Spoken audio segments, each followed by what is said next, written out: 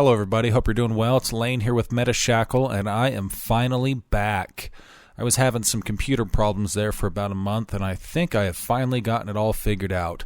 My audio interface went bad, which caused some issues with my computer and fried one of my microphones.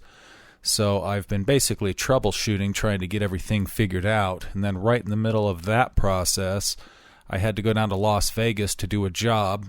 Traveled down there with a friend of mine who lives in the same town that I do here in southeast Idaho. We were gone for about 17 days, and strangely enough, after a wild night of gambling down in the casino and having an incredible buffet, prime rib baby, we both caught colds and dragged it home with us, and subsequently my voice made me sound like a 14-year-old girl, so I had to wait a few days before I could put a video up.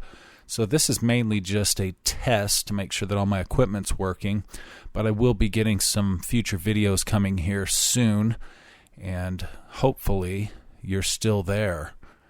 So I just wanted to take a quick look at some of the charts here. The XRP chart's actually not looking too bad. It's gotten the shit kicked out of it for about the last month and a half, but we do have a couple good things going for us here. We are trading below the equilibrium, which can be a good sign, but the best sign that we have so far is when this liquidation candle happened on February 3rd, it actually came down here and swept all of the sell side liquidity for this entire pattern.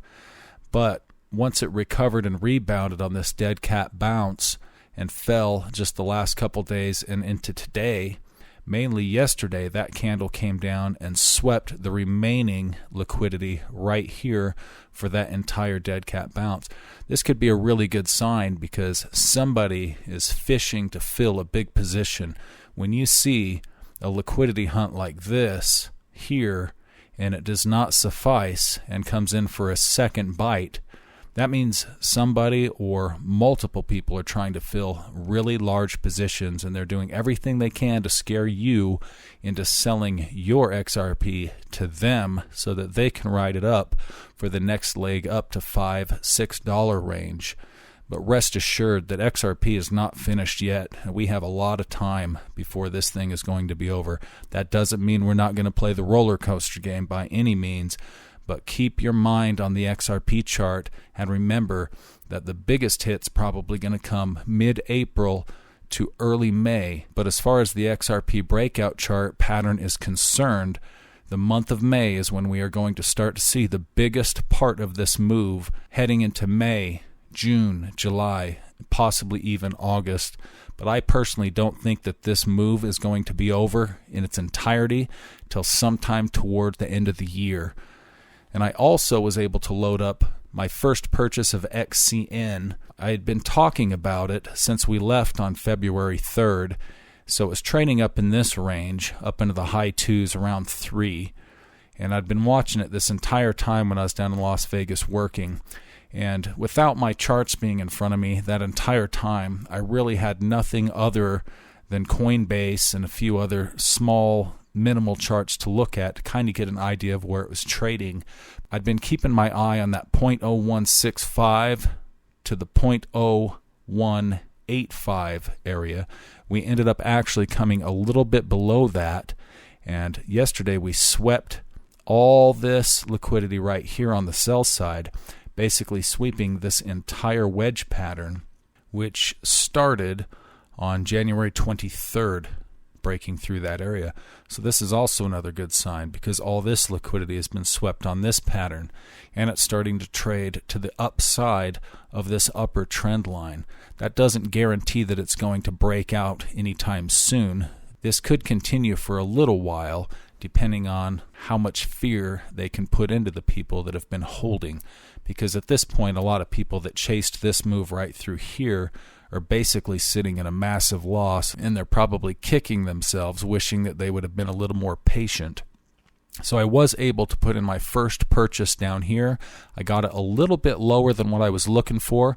I got in right around the 0.01575 area.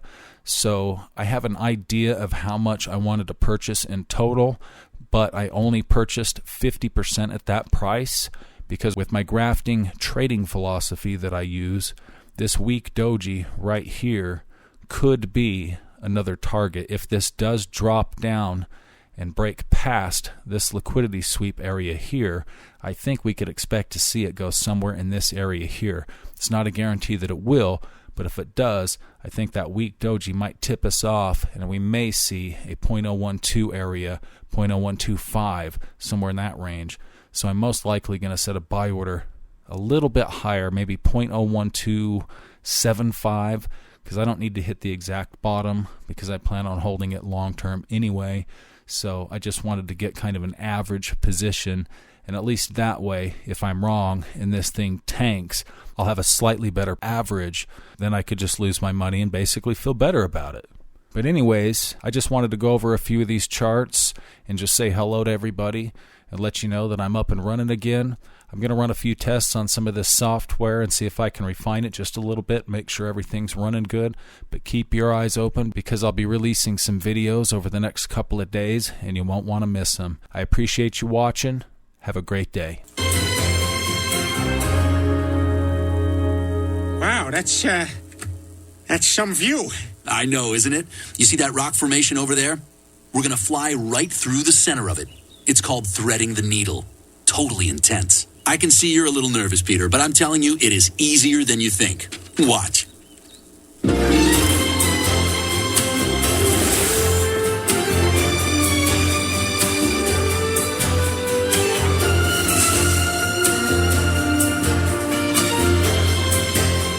Wow, look at him go. You know, just when I thought he couldn't get any cooler, he blows. Holy! Oh my God! Oh my God! What? There's almost nothing left of him.